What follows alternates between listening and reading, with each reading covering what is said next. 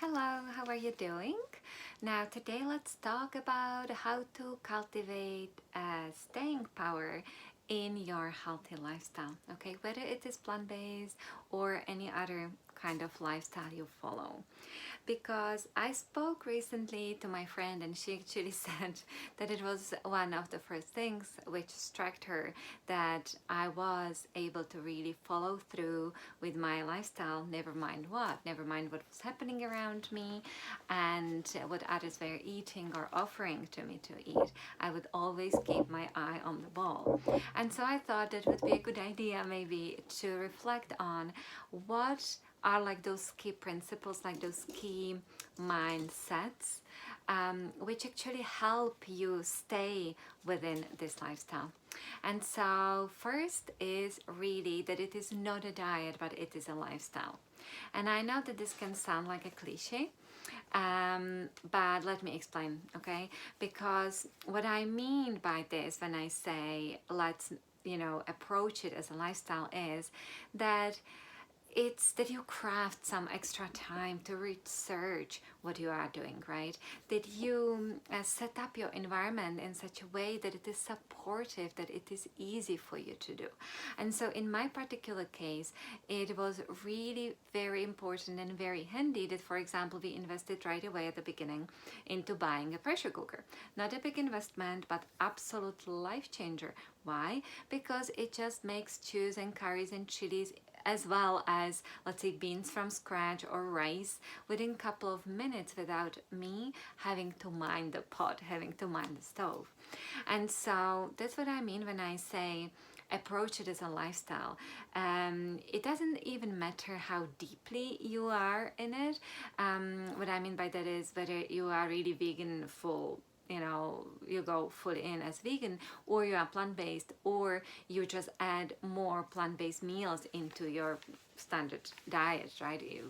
When you eat meat, it doesn't really matter. But the key point is to set up your environment in such a supportive and easy way that it is easy for you to follow. And of course, also to think about it like from the standpoint when obviously you do the best you can, right? One day can be easier than the other, but second, that you have recipes which you try, okay? You do have a little bit of time you dedicate to your own research, because then you are really talking about a lifestyle, about actually creating habits which stick with you, rather than a diet which is like a couple of weeks, maybe a month, right? So that would be first thing. Second mindset, which was really important for me, was respecting my biology and respecting evolution. And again, what I mean by that is that I suppose I was lucky that I really became very interested in health through my own journey, not only as a nurse in hospital, but through my own actually struggles with healthy eating and with processed foods, right, with sweets. Through that, I really was very determined to find out and understand biology behind, why I was eating foods which I knew weren't good for me.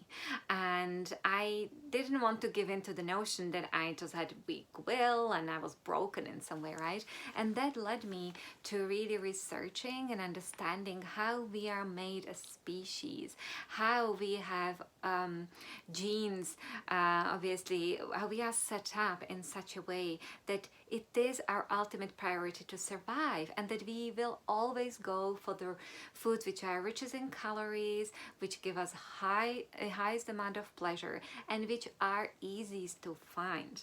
And by learning this and incorporating it and really taking it as a gospel, as a fact, as undeniable truth, that helped me to again respect that, right, and adjust my behavior and my environment accordingly. Because then I knew that, especially if I was in a vulnerable space, if I happened to have, let's say, outside couple of cakes or something like that, I knew that I was already vulnerable, and I knew that I could not possibly say yes to an offer from my friend at work to perpetuate the cycle. I knew that I needed to cleanse my palate and get back on track and strong and grounded in my healthy eating, or else I would find myself in the downward spiral again, how it was many years ago.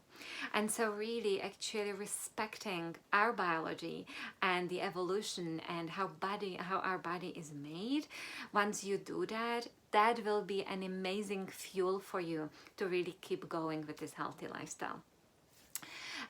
It will also help you to actually keep your palate clean, okay, and make healthy choices for you.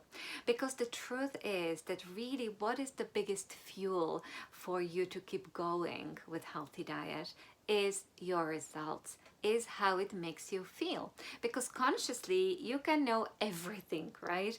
You can know why you should be doing it and what are the effects.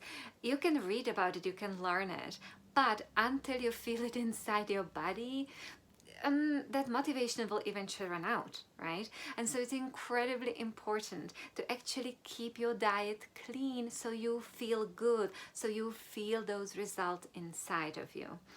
Now, it does not mean that you cannot have treats, right, here and there, but it does mean that the treat probably isn't a good idea to have at every meal.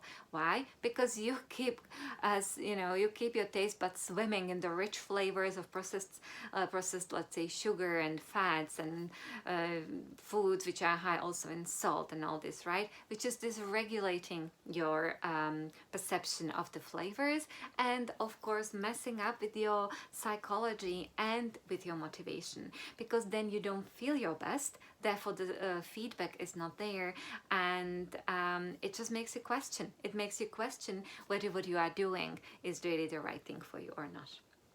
And so yeah, so these are kind of the mindset shifts which I really found very, very important on my own journey to help me keep going with this lifestyle. And so I hope that it will be helpful for you too. Bye.